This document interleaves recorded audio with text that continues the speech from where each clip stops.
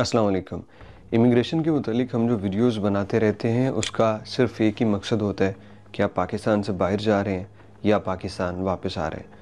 आप जाने और आने से पहले अपने डॉक्यूमेंट्स पूरे करके रखें ताकि आपको कोई दिक्कत का सामना ना करना पड़े। एक ख़बर आपसे दे रहे हैं, एक ऐसा पाकिस्तानी जो 5 साल कानूनी तौर पे तुर्की में गुजार के वापस पाकिस्तान आया तो उसे इमिग्रेशन डिपार्टमेंट ने धर लिया और उसे इंतहाई दिक्कत का सामना करना पड़ा, क्योंकि वो कह रहे थे कि आपका कोई रिकॉर्ड नहीं है सिस्टम में और आप गैर कानूनी तरीके से जो मफरूर रास्ते हैं उनके ज़रिए आप तुर्की गए हो, लिहाजा आपको हम डिटेन कर रहे हैं, आपको गिरफ़्तार कर रहे हैं और आपको जेल जाना होगा।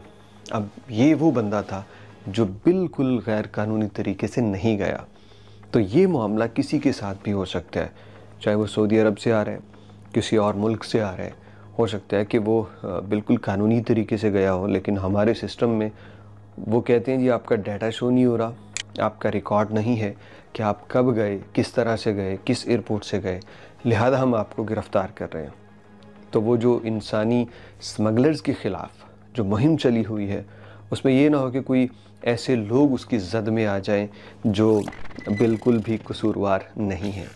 इस स्टोरी को बहुत से मीडिया प्लेटफॉर्म ने कवर किया और उन्होंने फिर बताया कि जो भाई साहब ये तुर्किया से आए हैं, तो फिर उन्होंने अपने सवाल करने वाले इदारों को बताया कि मैं पेशावर के एयरपोर्ट से तुर्किया गया था और मैं लीगल तरीके से वीज़ा लेके कानूनी तरीके से गया हूँ, लिहाजा मैं कोई इल्लीगल बंदा नहीं हूँ, मुझे आप नहीं पकड़ सकते और ना मेरे ख़िलाफ़ कोई कार्रवाई कर सकते हैं।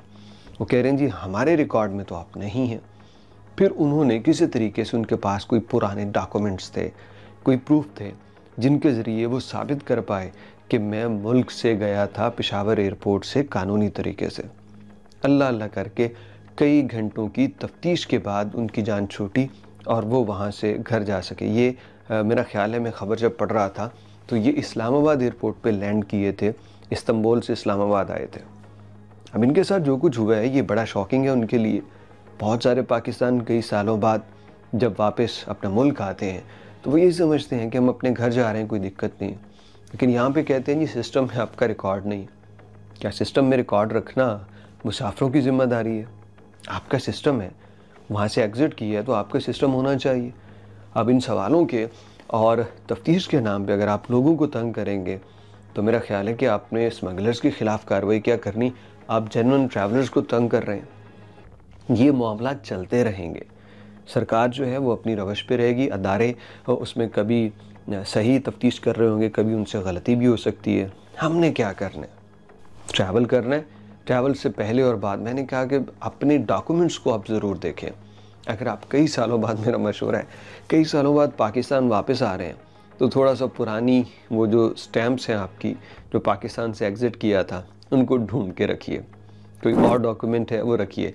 मैं ये नहीं कहता आपके साथ कोई मसला होगा, हर बंदे के साथ ये प्रॉब्लम नहीं होती और आपके साथ भी नहीं होगी, लेकिन चूंकि इस्लामाबाद एयरपोर्ट पे एक बंदे के साथ ऐसा हुआ और फिर उसने वो सारे सबूत मुहैया किए, हालांकि जो उसका काम नहीं था, तो इस झंझट से बचने के लिए, इस परेशानी से बचने के लिए आप पाकिस्तान लंबे अरसे के बाद सफ़र कर रहे हैं तब भी अपने डॉक्यूमेंट्स पूरे कीजिए, क्योंकि सिस्टम का यहाँ पे पता नहीं चलता, पता नहीं कौन सा सिस्टम है भी कि नहीं है। तो खैर ये एक चुटकुले की बात होगी।